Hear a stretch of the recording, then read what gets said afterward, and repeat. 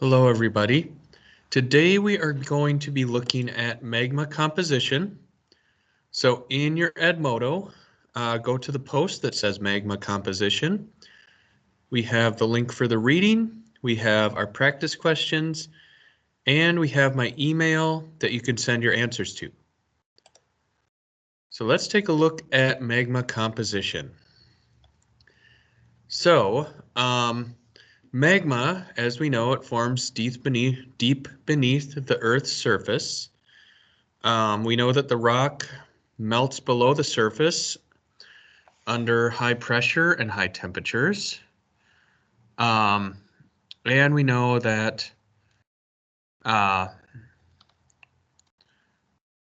we don't know that magma collects in magma chambers, but now we do.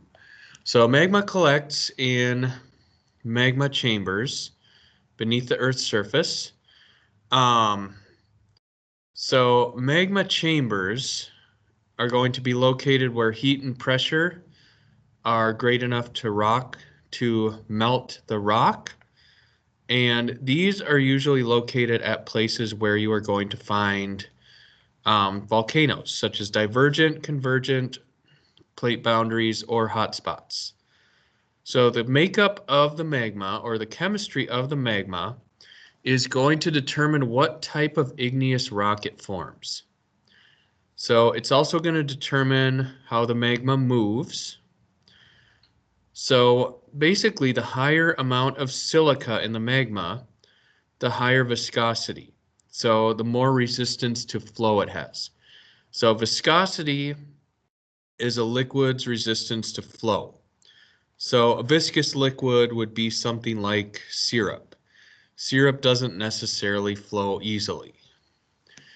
So viscous magmas, ones that resist flow a lot, they're going to stay below the surface, but they can also erupt explosively.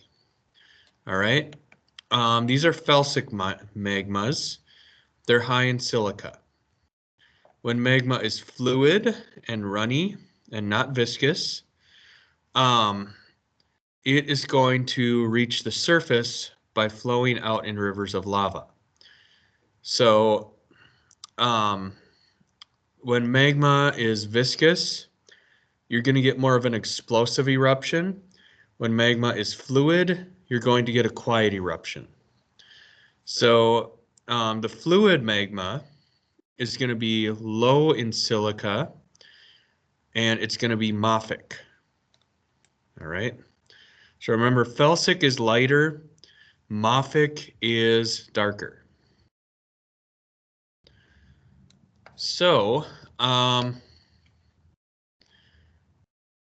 as far as lava, the way it flows is going to depend on what it's made of, which we already kind of went over. So thick lava, I already said this could have explosive eruptions. It doesn't flow easily. It might block the vent of the volcano. And if it traps a lot of gas, the pressure is going to build up and we're going to have an explosive eruption. So ash comes out, pyroclasts come out. These are rock fragments. And then pumice. This is a kind of igneous rock.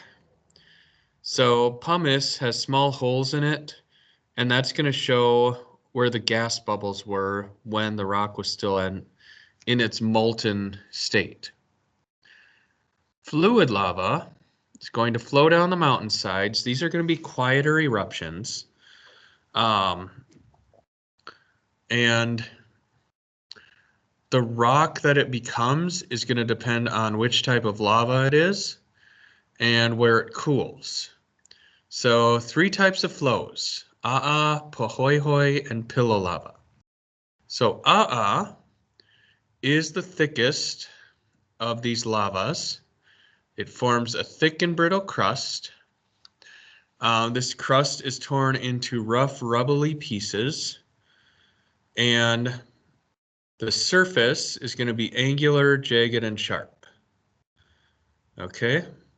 It can also spread over large areas as the lava continues to flow underneath it. But hoi hoi is thinner than Um, it flows more easily than and its surface has more of a wrinkly and smooth appearance. So right here, it's going to flow in a series of lobes that form strange twisted shapes and natural rock sculptures. So again, the picture. It can also form lava tubes. So the outer layer of the lava flow is going to cool and solidify. The inner part is going to remain fluid, and the fluid lava is going to flow through and leave behind a tube. Pillow lava is created from lava that enters the water. So it may be that the volcanic vent is underwater, or it may be that the lava flows over land and enters the water. So once the lava is in the water, the lava is going to cool very quickly, and it's going to form round rocks that resemble pillows.